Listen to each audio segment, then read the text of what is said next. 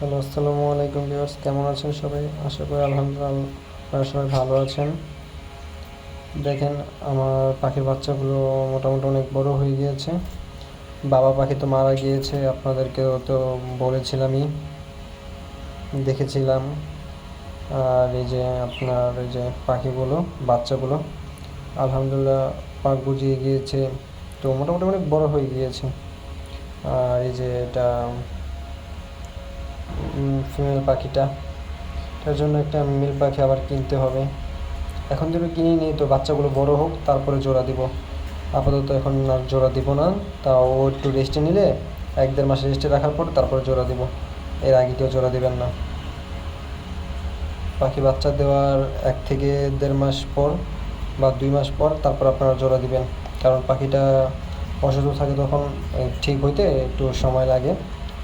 তো সবাই এটা সাবধানতার সাথে জিনিসটা করবেন।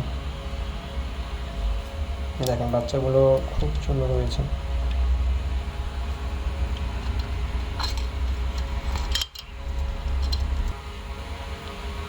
আজকের জন্য এতটুকুই, দেখা হচ্ছে পরের কোনো নেক্সট ভিডিওতে। আল্লাহ হাফেজ।